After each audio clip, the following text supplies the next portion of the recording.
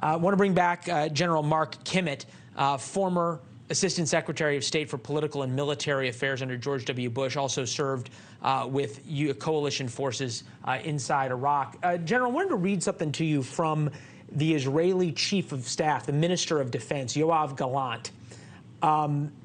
We will change the reality on the ground in Gaza for the next 50 years. What was before will be no more. One, what does that mean in military terms? And two, what does that mean in terms of time? Well, let's start with the second first. That means they're going to fight this fight as long as they see necessary. I understand the first words, but that will be very difficult to change the status quo inside of Gaza. As you mentioned, it's one of the world's most populated areas. What is binding that country together, that strip together, is nothing more than a shared ideology. Nobody has been able to figure out how to destroy a terrorist ideology, even after you destroy the terrorists themselves.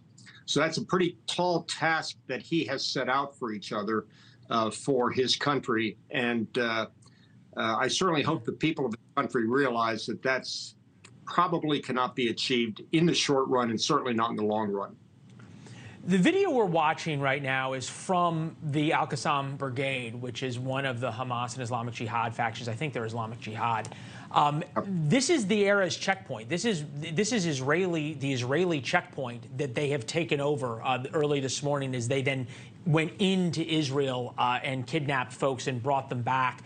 They crossed through and, as you can see, blew up the Gaza border wall and then went into a number of communities inside and kidnapped Israelis and brought them back. Some 300 Israelis dead, many slaughtered as they slept. Just take me through the amount of military planning, operational security from the Gaza side, from Islamic Jihad and Hamas, to keep this attack secret and then to be able to carry this out against the Israeli military that is one of the premier fighting forces in the world. Well, I could say two things. First of all, it's very surprising to me that the extensive informer network inside of Israel, inside of Gaza, working for the Israelis, did not tip anybody off to this. The second thing I'd say is it's important to go back 50 years in one day. For those of us that remember 1973 attack by Egypt in the Yom Kippur War, that was the same level of strategic surprise. Nobody ever thought the Egyptians could get into the Sinai the way they did. But then and now, I think we're going to see the same thing. As we saw 50 years ago, the Israelis will be rattled for a few days, and then they'll get their feet underneath them, and they will push back on the Palestinians the way they pushed back and destroyed the Egyptian army in a massive defeat for the Egyptian army that they've never recovered from. I would expect we'll see a military victory inside of Gaza, but I don't believe that we will see the end of the ideology that binds those people together.